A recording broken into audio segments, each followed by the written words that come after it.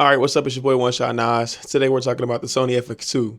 So I had to give you some super real impressions about the Sony FX2. I had it yesterday for like an hour and a half, and I shot a couple pictures in my office, and I shot a couple videos of my daughter, and I just had to tell you the truth about what I feel about the Sony FX2. Yesterday I made a quick improv first impressions video, kind of just me having the camera in my hand, and I'm gonna say the first thing to just me watching this video over again and me kind of having like 12 hours to not have the camera because I sent it back already because of the screw hole problem. It's not a camera that I miss. I think it's a buy it nice, buy it twice type camera, but if you think about a lot of specs that's on this camera, it's actually not worth the purchase. I think that if you're coming into the videographer, photographer space, it could be a great hybrid camera, but if you're like very professional and you do this a lot and you need, I wouldn't say like a dedicated photo camera, a dedicated video camera, but like if you're video first, it's a great camera.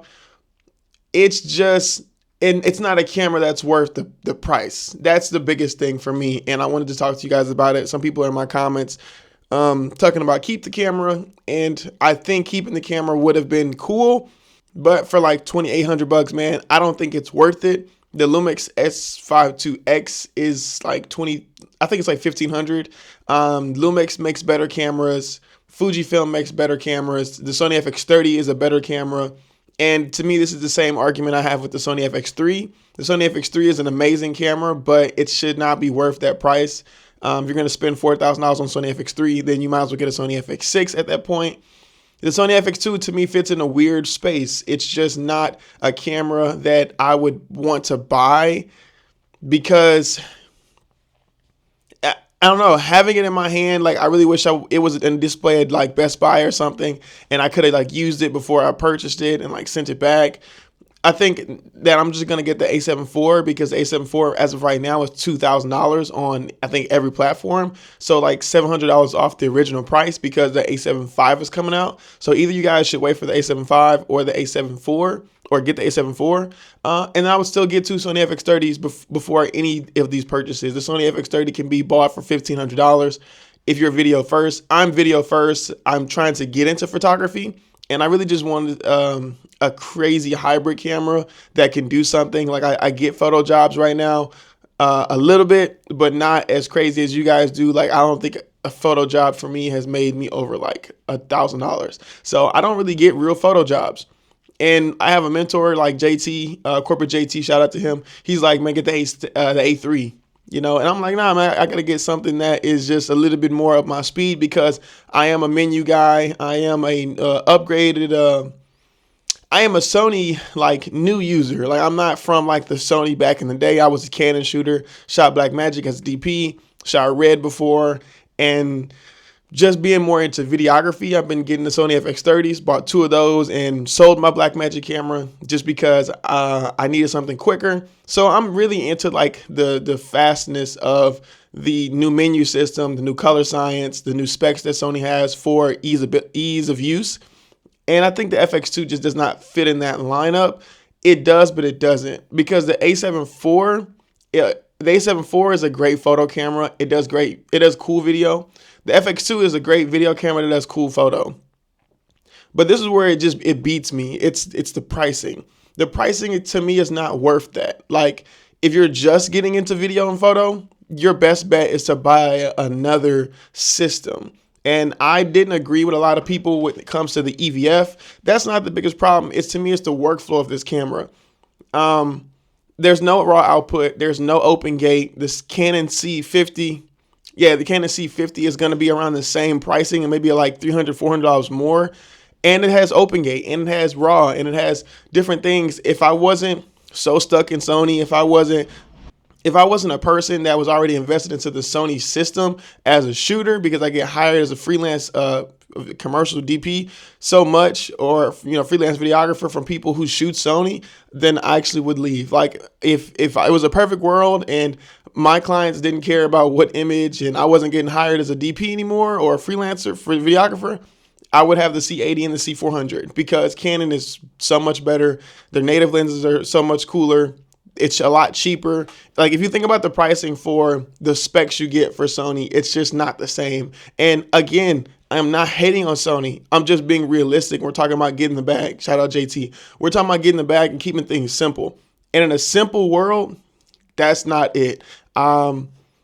I shouldn't have wanted to buy it, but I wanted to see it and try it in my hand.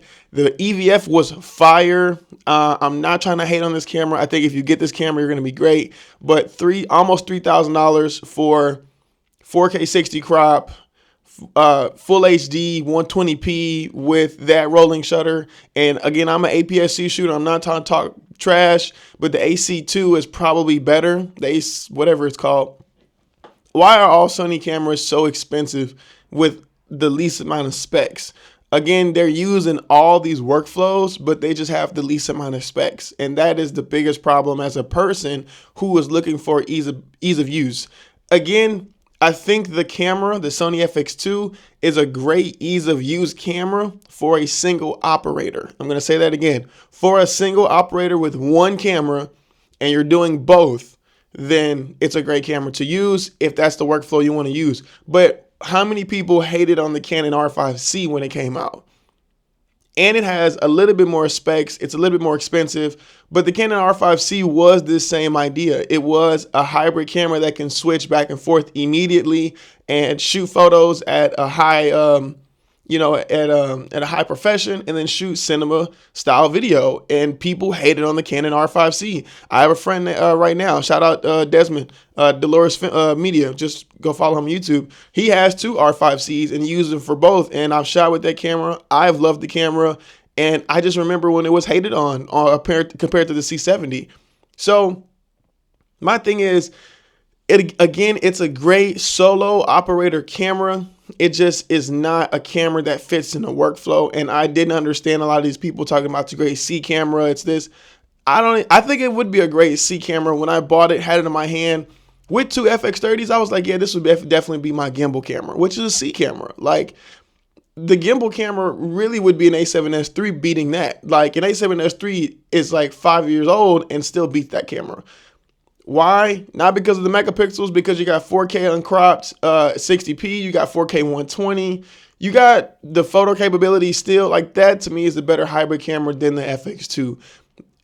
Certain problems with that camera were the fan was loud. A guy commented on my video, said the fan is silent, but it's loud in a video standpoint.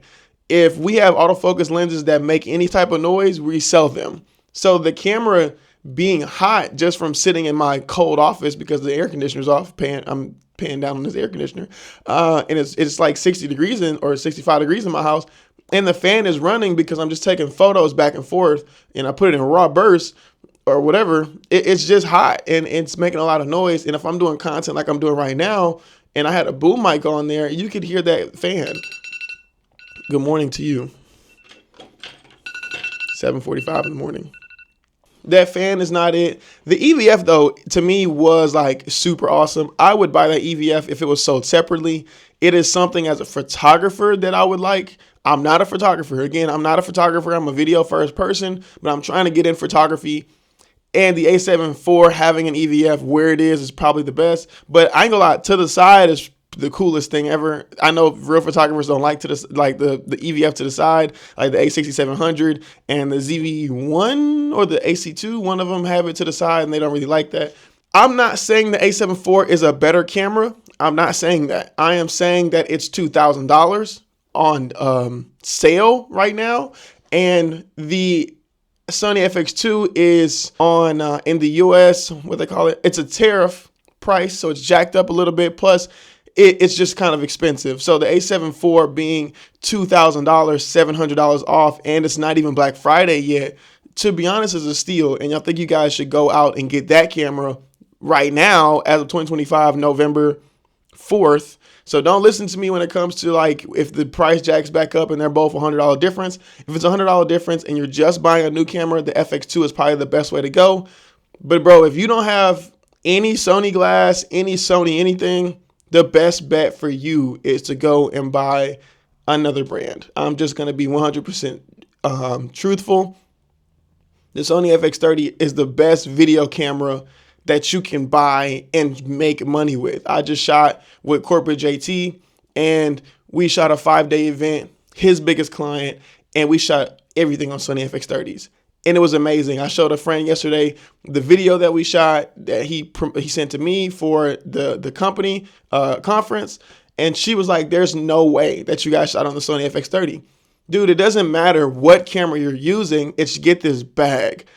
But how much money are you willing to spend when you could be cheaper? I'm not saying being cheaper is good.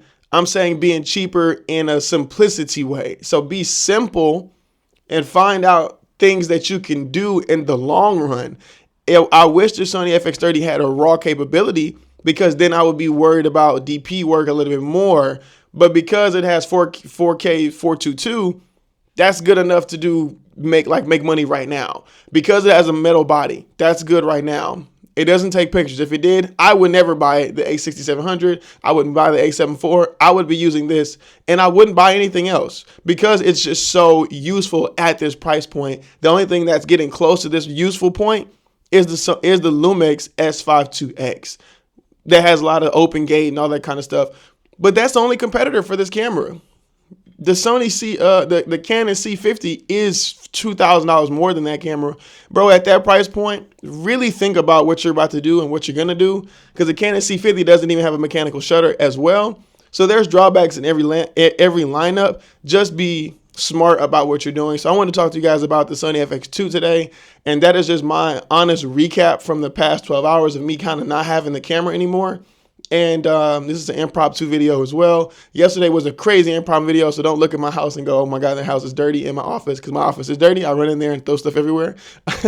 But watch this video and tell me what you think in the comments, you guys. Hopefully you buy a camera that you can make some money off of. Don't just buy cameras and then do this YouTube and Instagram trend going, "I'm buying the camera and it'll make the money back." Some of these cameras will not make the money back. You're going to end up selling it because it's not going to be used and it's going to hold dust. To me, I think the Sony FX2 would have held dust. I was gonna sell the FX30 to pay some of it down, but man, I'm using this camera right now. I'm about to use it again. My other one is built out. It's not a reason. So for me, I'm getting the A7 IV because of the price. I don't feel like spending that much. I don't feel like spending that much money just to get into photos. I'm going to get a dedicated photo camera that can do video. That's why I'm not getting the A3. So JT, if you're listening, that's why I'm not getting the A3. I need to be able to do video a little bit. And if I got to put a fan on the back of my camera to flip back and forth, I think that's cool.